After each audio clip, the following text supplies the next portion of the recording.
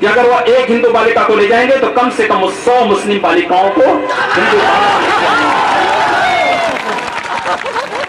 अगर एक हिंदू को मारेंगे तो 100 को हम भी मारेंगे। 10 से 20 की आबादी जो है, यहाँ पे छुटपुट सांप्रदायिक झड़पें होती हैं, जहाँ पर मुस्लिम आबादी 10 से 20% के बीच में है। 20 से 35% की आबादी जहाँ भीषण दंगे होते हैं, और 35 से ऊपर की आबादी जहाँ गैर मुस्लिम के लिए कोई जगह नहीं। ये केवल भारत की बात नहीं कर रहा हूँ, पूरी दुनिया की मैं बात कर रहा हूँ। उनको स्पष्ट चेतावनी भी देना चाहेंगे कि अगर एक हिंदू का खून बहेगा तो एक हिंदू के खून के बदले आने वाले समय में हम प्रशासन से एफआईआर दर्ज नहीं करवाएंगे, बल्कि कम से कम 10 ऐसे लोगों की हत्या उससे करवाएंगे जो लोग किसी हम सब एक धर्म युद्ध की तैयारी कर रहे हैं। हिंदू अलग संस्कृति है, मुस्लिम अलग संस्कृति है, दोनों एक साथ नहीं रह सकती। दो संस्कृतियां कभी एक साथ नहीं रह सकती हैं। ये टकराव होगा, जरूर होगा। दुनिया के अंदर कहीं हुआ है कि कहीं पर किसी मस्जिद के अंदर नंदी और गौरी गणेश विराजमान हो? अगर ये हो तो भारत के अंदर सभी मस्जिदों में हमें अनुमति दीजिए, हम हर जगह गौरी गणेश और नंदी को विराजमान करवा देंगे। ये लोग आतंकी भाषा ही यहाँ बोल रहे हैं।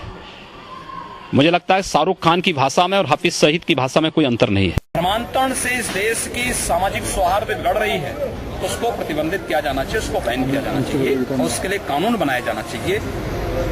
अगर धर्मांतरण होगा तो मुझे लगता है कि घर वापसी का कार्यक्रम भी चलेगा। लेकिन यही कहने के लिए मैं आपके बीच आया हूं कि जो लोग अभी भी गुमराह हैं वे कान खोल करके सुन लें कि समाजवादी पार्टी और बहुजन समाजवादी पार्टी का मतलब देश का पैसा करबला और कब्रिस्तान में लगाना, और भारतीय जनता पार्टी का मतलब इस देश में आपकी आस्था के प्रतीक अयोध्या में भगवान राम के भव्य मंदिर को निर्माण। महोदय, मैं पूछना चाहता हूं इससे, मैं पूछना चाहता हूं इन लोगों से, जब भारत का मुसलमान हज यात्रा करने के लिए जाता है, महोदय, जब हज यात्रा करने के लिए जाता है, उसकी पहचान तब भारतीय के नाम पर नहीं, पाकिस्तानी के नाम पर नहीं, बांग्लादेशी नाम पर नहीं, भारतीय उपमहाद्वीप का जो भी मुसलमान हज यात्रा करने के लिए जाता है उसकी पहचान हिंदू नाम पर होती है, उसकी पहचान भारतीय, पाकिस्तान या बांग्लादेश के नाम पर नहीं। लेकिन अगर उसी हिंदू पहचान को हम इनके ऊपर यहां पर लागू करने का प्रयास करते हैं, इनको बुरा लगता है। हिंदू सांप्रदायिकता नहीं, हिंदू राष्ट्रीयता का प्रतीक है, और भारत की राष्ट्रीयता का प्रतीक हिंदुत्व को बदनाम करोगे तो उसकी कीमत चुकानी पड़ेगी इन लोगों को। अगर भारत को समझना है, बैठ गए आप, फालतू बात करते हैं। स्वामी विवेकानंद ने एक बात कही थी कि गर्व से कहो हम हिंदू हैं। स्वामी विवेकानंद तो सांप्रदायिक नहीं थे, स्वामी विवेकानंद तो किसी पार्टी के नहीं थे। स्वामी विवेकानंद ने तो भारत का प्रतिनिधित्व किया था पूरी दुनिया के अंदर, और दुनिया के अंदर जो हिंदू आज पूरे देश के अंदर, पूरी दुनिया के अंदर अपनी सहिष्णुता के लिए पहचाना जाता था, आज उस हिंदू के साथ किस प्रकार का व्यवहार किया जा रहा है, वह कश्मीर से विस्थापित होता है, उसे कश्मीर से निकाला जाता है। एक भी बार इस सदन में चर्चा नहीं होती है, इन लोगों का मुंह नहीं खुलता जब कश्मीर से 3.5 लाख की संख्या में कश्मीरी पंडित निकाले जाते हैं, तब ये लोग नहीं बोलते।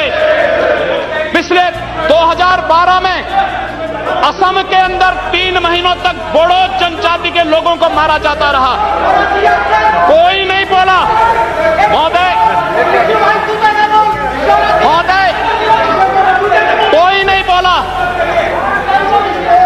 जम्मू कश्मीर के बाद जम्मू कश्मीर के हिंदुओं के मारने पर कश्मीरी पंडितों को उनके घरों से बेदखल कर दिया गया, एक भी बार ये लोग बोले नहीं, इनको पीड़ा नहीं हुई। दुनिया के अंदर ये अपने आप में बिरला उदाहरण था, लेकिन ये लोग बांग्लादेशियों घुसपैठियों की वकालत करते हैं, और बांग्लादेशी घुसपैठियों की वकालत करते हुए इन लोगों ने पूरे बांग्लादेश, पूरे पूर्वोत्तर के भारत का जो समीकरण बदला है। किसी सुप्रीम कोर्ट के सिटिंग जज से इन सांप्रदायिक दंगों की जांच करवाने के साथ साथ और राष्ट्रीय तत्वों से किनके संबंध हैं, इसकी भी जांच करा दी जाए। दूध का दूध, पानी का पानी सबके सामने आ जाएगा।